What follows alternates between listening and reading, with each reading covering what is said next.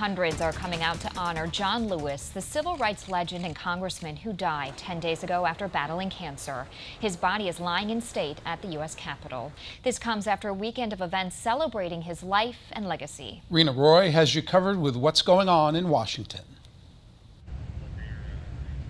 The body of John Lewis was led by police escort on a touching farewell tour of some of Washington's most iconic landmarks: the Martin Luther King Memorial, the National Museum of African American History, and Black Lives Matter Plaza, where he made one of his last public appearances. A final journey through the nation's capital before lying in state at the Capitol Rotunda. Here in Congress, John was revered and beloved on both sides of the aisle, on both sides of the Capitol. The civil rights icon represented Georgia in the House for more than 30 years, where today lawmakers in the lower chamber unanimously voted to rename a voting rights bill after him, a fitting tribute for the man credited with changing history.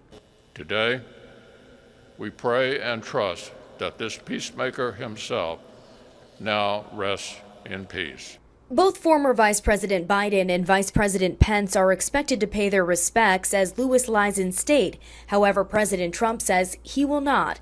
The two had a contentious relationship. Lewis skipped Trump's inaugural address and each of his State of the Union addresses except this year's. In Lewis's home state of Alabama, red rose petals scattered on the Edmund Pettus Bridge, where he marched and bled for the right to vote on March 7, 1965. The date later became known as Bloody Sunday.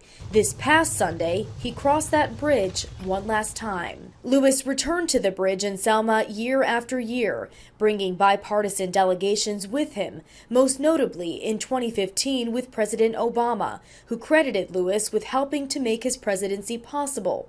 Lewis wasn't just a powerful advocate for African American rights, he was widely admired because of his principled stand for justice for all groups, including for the rights of LGBTQ Americans, the parents and children of immigrants held in camps while seeking asylum, and for the many victims of gun violence in America.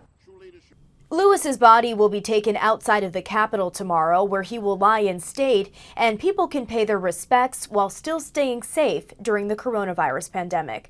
Rena Roy, ABC News, Washington.